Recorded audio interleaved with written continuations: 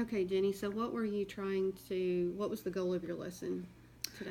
We're really working on one-to-one correspondence up to the number 5. In his IEP, it's up to 10, but I broke it down to 5 to be more appropriate for him as he masters that, and then we'll move on to the next.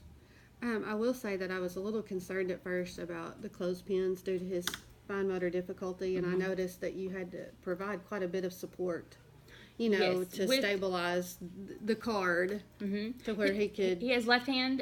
He can't use his left hand.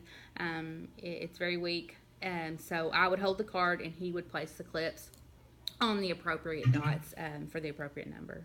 Yeah, I just noticed that was hard, but you were able to support him to where he could still continue to do the skill. And also the videos, sometimes what I worry about when we show videos to our kids in our self-contained classes is that, he's in the 6th grade. Right. And I don't want it to be too cartoon, and is up to as age appropriate as possible. And I thought that video, it was engaging, it was fun, but the the pumpkins and things looked real, but they weren't like too cartoonish or anything. And the setting and the music, and although it's teaching the skill, I thought it was a good, as much up to 6th grade as possible, and not as cartoonish as some of the things that I try I've to seen find a used. balance between age appropriate and things that really interest him, because he's not anywhere close to being on a 6th grade level, cognitively, socially, everything like that. So I try to make sure that it's high interest to him, but still more mature. Yeah, and I thought it was a good timing. That it's Thanksgiving season. Halloween was yesterday. Yes. So I thought that was an appropriate use, and it wasn't too long. Mm-hmm. It was long enough to teach the skill, and it just went to 5. Yeah. So you didn't lose him, because there are too some long. that go, that go to 10, but I chose that one because it wasn't as long, and it focuses on the skill that we were working on. Yeah, and I noticed with his AAC device this time, he didn't have to use it as much, because most of your tasks, were hand-on and more do this, type things. Right. And so I think that was really good for him. But then he was able to use, I like how you had the number line out here as a visual support. Right. And then when you were able to ask him, okay, well, if he couldn't tell you, okay, so 1, 2, and that was able to trigger.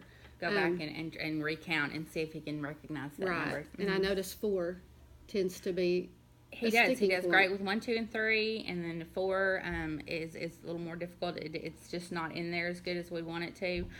So we try to work with that one a lot. And I really like the number line, and I like this. But what else do you think for number sense? Something more tangible or hands-on that you could use to try to develop that. Some more hands-on manipulatives.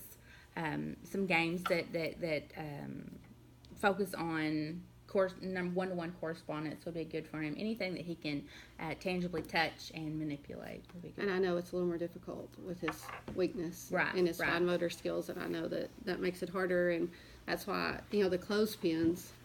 I was wondering, but it kind of incorporates. I could tell y'all been working on the strength, and right.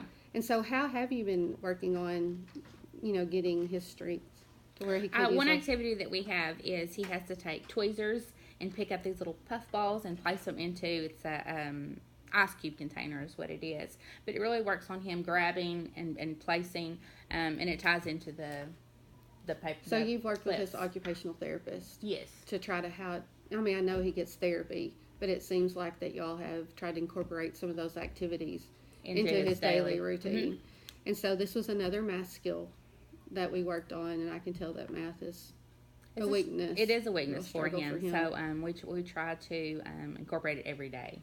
And I know, I can imagine how difficult, like this is understanding order and absolute value of rational numbers. Mm-hmm. And I think you did a good job in breaking down the skill to as far back as he needed to go in that skill analysis. He was very engaged. You were able to keep him on task, and I think it's because you had everything together and you kept it moving for him, but not too fast, and you didn't push him. Like when it took him a little bit longer to do it, you were patient. I try to give him plenty of time to respond and to complete a task because of his language, his nonverbal, his cognitive delays, and his fine motor delays. So he needs extra time. And I noticed one time throughout the lesson, the other child in the room got loud. Got And I know upset, she has yes. significant difficulties. So how do you feel about how you handled that? I think it was appropriate. Um, I had to stop the lesson with John for a few minutes and go and assist another child in the classroom. He stayed in his seat, which I praised him for. And then when we got back, we redid the task that we were working on prior to the little girl getting upset. And it happened to be the number 4. So we went back and we counted it again, and then we redid the clips. So I noticed he kind of needs to be reintroduced to whatever it was you're working on before you left. Yes, he needs a lot of repeated instruction. He does have a lot of regression due to seizures, especially when the weather gets cold and rainy and all that kind of stuff. It seems to increase the seizure activity. And I know this didn't show in this lesson, but necessarily, but I know that you keep a lot of data. And that's the way you know that the number 4 continues to be an issue. And I know when you've even worked past 5 that the number 9 Right. seems to be an issue. And so I saw the data that you keep and that you know what to teach and to work on and try to reinforce. Right. And we really try to look at, the time of the year and the regression due to the seizures, and try to hit those optimal times with him. And try to do a whole lot, and then the times that where he's struggling a lot, it's a lot more difficult for him. And so like he needs more breaks. Yeah, and then I wonder too, like what you're going to do, because we're coming up on Thanksgiving break and then Christmas break, and I see where he's gained some of these skills. What are you going to have to do after those breaks? I know we've got a week at Thanksgiving, 2 weeks at Christmas. Some of the skills that we work on, he has a folder that he works on every day, and it's putting his name, his phone number, counting, the calendar, and those sort of things, colors.